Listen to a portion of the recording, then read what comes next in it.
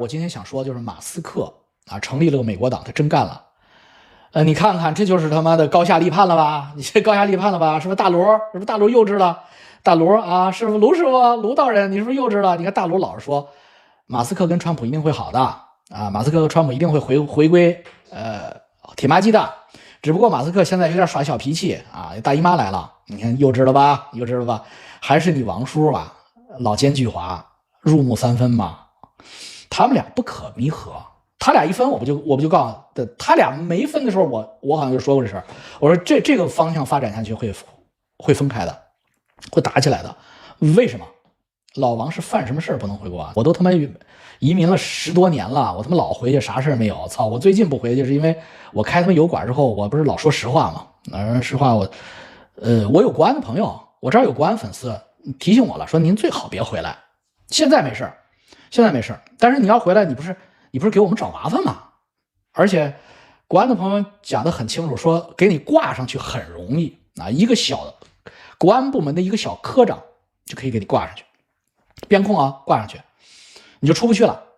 但是想给你摘下来非常难，根本就不是，他是我就听明白了，因为我有好多国安朋友，那真是铁哥们儿，那都是我听明白了，国安也是人，第一国安也是人啊，因为我的很多话也是国安的嘴替，他们也很舒服听我，不想封我啊。第一，第二呢，国安给你放上去的那个机构大概就相当于那个不是带倒刺儿的，你知道吧？就是他进去以后他出不来，他带倒钩的，所以就是小科长、小处长，任何一个地方国安，辽宁啊、沈阳啊、北京、上海，反正你从哪儿进境，那个国安就有责任。哎，这像你这种人有责任。如果要是你他妈的，比如说在国内出什么大事，人查出来从你这儿进境，你有责任的。所以如果你得罪什么人，人给你挂上了，摘不下来啊。同样的级别的他摘不下来，他就得往上打好几层报告才能给你摘下来，那就太难了啊。所以呢，我就不去了啊，我别给人捣乱了。我们看到马斯克和川普的必然分开，为什么呢？还是那个电影《黑社会》，还是那个电影大堤。听说你要成立新核联盛，是不是？我也不想啊，可是他们都针对我，你就回答是还是不是？我不想啊，是他们逼我的，那就是咯。大堤，你成立新核联盛，整个社团什么都不做，从今天开始就只打你。我是被迫的，这么多年谁对社团贡献最大，还不是我大堤？可是所有的人都针对我。这就是马斯克和川普的对白，这不是一模一样吗？怎么可能合得了？你看看黑社会，大堤能合得了吗？大堤肯定被王晶他爸砍死了。大堤，你是不是要成立新核联盛？你只回答是或者不是。我是被迫的，他们都逼我，就是这样啊！操，他们都针对我，因为你大堤太嚣张了。那马斯克嚣张不嚣张？在川普的团队里带着孩子，儿子骑着脖子坐空军1号，太嚣张了，还干这个，那是那肯定啊，大堤啊，大家都针对你啊，所以回不去的。川普要拉你去打高尔夫，千万别去。佛罗里达高尔夫球场里都有鳄鱼，咬死你怎么办啊？所以这个咬死完了之后做个死亡翻滚，到处都是马斯克，是不是弟兄们啊？梁家辉演的大堤太像了，所以而且我早就说过，我说马斯克有可能投共，是我说的。我告诉你啊，一天一天都会印证。你最后看马斯克肯定投共，咱现在是不是纽约站站长咱不敢说，最后一定是投共。为什么？这就是合纵连横啊，这就是你搁我是马斯克我也投共，对我利益最大化呀。而且并不伤害美国利益啊，因为老共也没想过美国来干什么。所以马斯克成立美国党这事儿他还真能办成啊，因为他有钱，这最重要。第二，他懂第一性原则。第三呢，他的目标非常明确，就是弄2个参议员，弄5到8个众议员啊。这个目前对于他的经济实力来说易如反掌啊。他不需要在深蓝干，也不需要在深红干，他就在他那个摇摆州干就行了。他去年在川普竞选的时候，马斯克主要在摇摆州工作，所以他为什么那么重要？因为马斯克当时在摇摆州是用100万美金悬赏奖金啊。所以马斯克大堤确实是对新核联盛贡献最大，人家没说错的所以马斯克确实是有这个能量啊，这个事儿你不用怀疑他啊，他能做成的，而且他也确实会在参众两院有关键少数派啊，非常厉害啊！而且我跟你们讲，他就是沉迷政治，他那个鸡巴公司，我建议你们最好最近别买，真的。我虽然是反指，但我为什么那个 FSD 啊，就是那个什么叫自动驾驶啊？哎呀，最近比 DeepSeek 退步还快。大家还记得我刚买的时候，圣诞节前后的时候，我还夸他来着吗？他最近就是退步了，开车技术退步了啊。限速全是错的啊，就各个路口限速，加拿大限速全都是错的。为什么？就是显然是公司出了问题啊，有人喂脏数据啊，这个他妈的，哎，真是没办法啊。所以马斯克现在可以成立一个第三党，而且这个第三党呢，应该不会重蹈覆辙。在美国历史上有过很多次第三党啊，都是少数派，但是呢，基本上就是属于蛰了就死啊，属于马蜂，就是蜜蜂啊，蛰人嘛，蛰完就死，他会迅速被民主共和两党吞并，用一次吧也就。但是马斯克的这个美国党啊，可能会像柯文哲的小白党一样，持续时间会长一点啊，因为这是应运而生的，因为之前的党啊，之前的第三党会迅速消失，是因为之前美国民主共和两党的分裂并没有那么明显，就是在竞选季两党打。其实之前的美国共和民主两党，它的建制派啊就很像啊，你分不出来，你会分不出来谁是民主党谁是共和党，因为它很像，都是相认为国的老白男。但是自从川普第一任总统之后，美国的民主共和两党事实上都已经发生了分裂啊，双方都分裂了，都出现了极端派。以前极端派是上不了台面的，那共和党极端派呢太清楚了，就是川普啊，就是 MAGA。那民主党也有极端派啊，民主党也有，他那个极端派也很左到极致去。所以美国现在出现了这个，它极端化了，它不再是相忍为国了，不再是格尔会主动把总统宝座让给布什，不是这样的美国了，是他妈的选败了都不承认的美国了。所以这样的话呢，第三党的空间就出来了啊。所以基于此，我判断马斯克大有可为。但是他在政治上大有可为的同时，他特斯拉可能就会受影响啊，至少是他精力重点暂时不会放在企业管理上。这个再有一个，今天我觉得可以聊一聊，就是砸火车啊。浙江有一小伙子，火车封闭了，然后那么40多度的热天啊，火车没电了，停路上了，大家都汗透了，车里边缺氧，很多人坚持不住了，然后呢，他们就坚决不给火车打开门、打开窗户，然后一小伙子给砸开了。这个事儿是一个很好的事儿，必须这么干，否则的话就会憋死很多人啊，至少会造成心脏发呀、心脏病啊、其他的病啊、热射病啊。但是，这个小伙子会受很严重的惩罚啊，因为这违反了共产党治国理政的根本。治国理政必须让你老百姓好管啊！你老百姓出现敢振臂一呼的人还行，我操！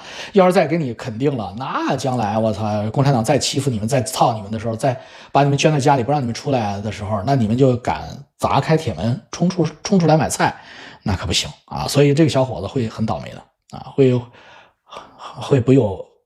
不会有好下场啊！真是没办法啊！小伙子做的对，当然做的对了，他当然做的对了。班农明言，马斯克需要接受联邦调查局的3点：吸毒在岗、入籍材料造假、擅入五角大楼的对中战略会议。班农太狠了，他说这3个都是死穴，他肯定是吸毒，这不用说了啊。第二就是入籍材料造假，那肯定造假了。当时我都不讲了，我说拜登真挺够意思，当时拜登当时就应该启动查他了。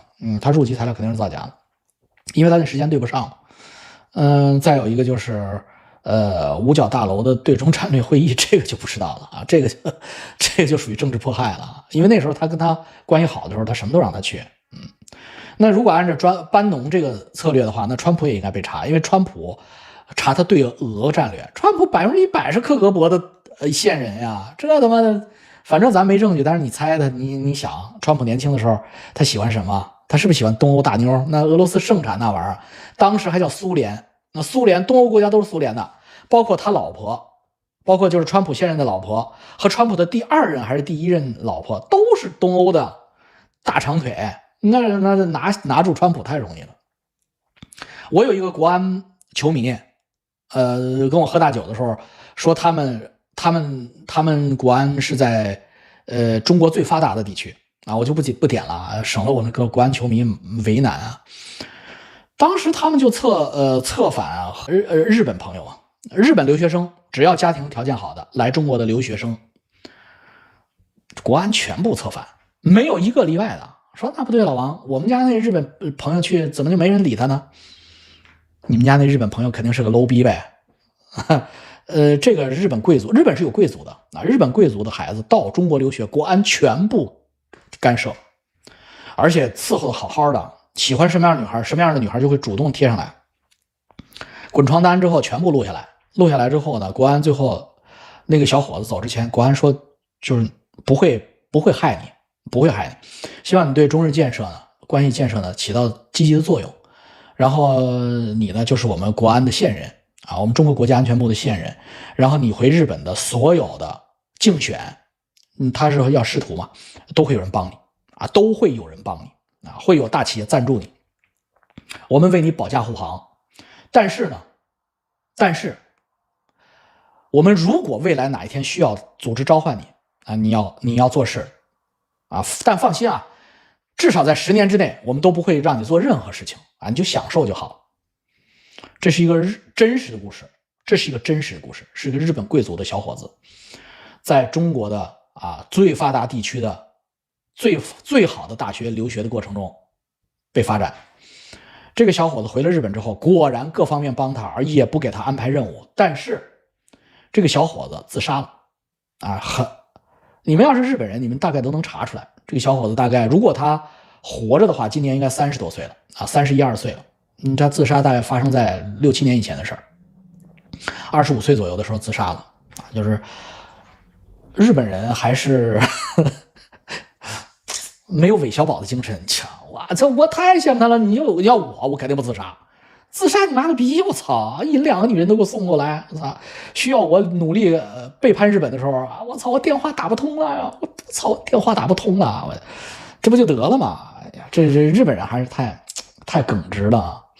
所以这个就是我跟你们讲，中国国安的厉害超过你们的想象，中国国安的特务超过你们的想象。所以路德说马斯克是不是国安特务，我没有证据啊，但是他在上海特斯拉第1号工厂，我的那个合作之深，哎，对，黑社会里的石厅长不找大滴懂吗？可能性也不大啊，但是呢，大滴是不是50道？我认为马斯克这个大滴很可能是韦小宝，他可能不是50道，日本是有50道啊，那马斯克应该是3姓家奴吧？马斯克应该不是吧？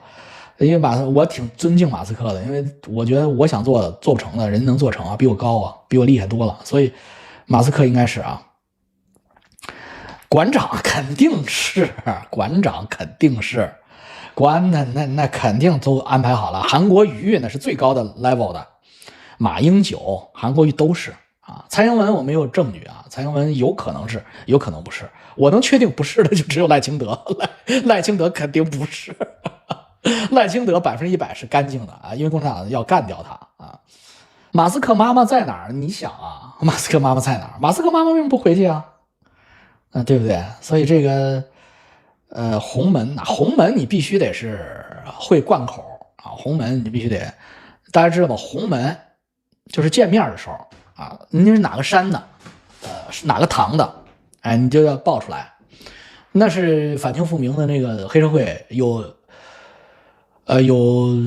他们自己的内部一套语言的，哪个山哪个堂，一说就都能攀上啊，所以他天生具备组织能力。这个鸿门是叫鸿门见面，不是这样的，这样的就是老百姓了。鸿门是做凤凰3点头，这样带着1点头、2点头、3点头，这就叫鸿门的礼仪啊。而且呢是要叉着腰过来啊，叉着腰，那个小手是这样的啊，像2个牛犄角一样啊，就是一个爽字，就是3刀6洞叉着过来，然后凤凰3点头啊。这是鸿门不是主流了，现在out 了。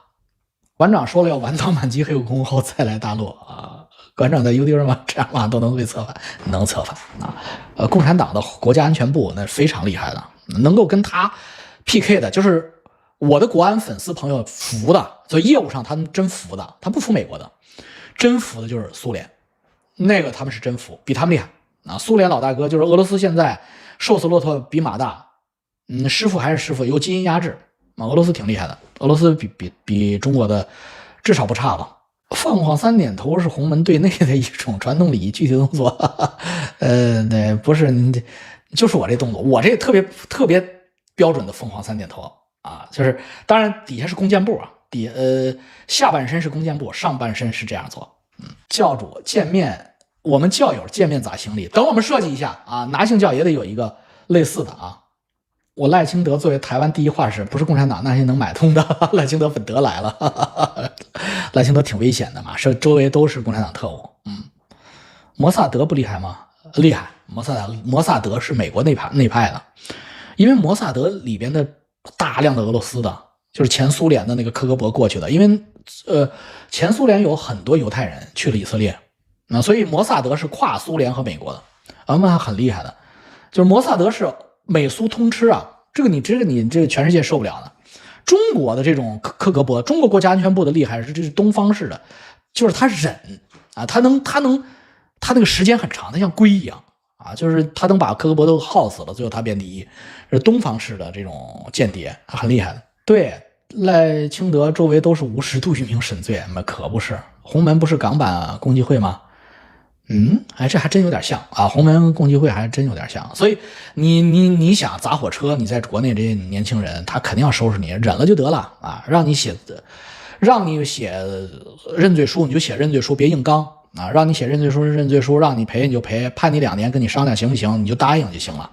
因为什么呢？因为你要知道你干这件事对他们来说有多敏感啊，他不是说欺负你，是因为你touch到他们的根本了啊。王叔怎么看明天特斯拉股票是涨还是跌呢？我觉得是跌吧，啊。以色列200万左右说俄语的是吧？对啊，我不知道它具体，但是我估计少不了。包弟从南非开始扶持起来的蝶王是一盘大棋，跟包弟有个鸡巴毛关系啊？那包弟是个蠢货，跟他没关系啊。国安系统海外国安系统，它的根儿在叶家，就叶剑英家。当然后来就都分开了啊，都分散了。洪门好像没有那么分头进，对，就是所有的东西都有一个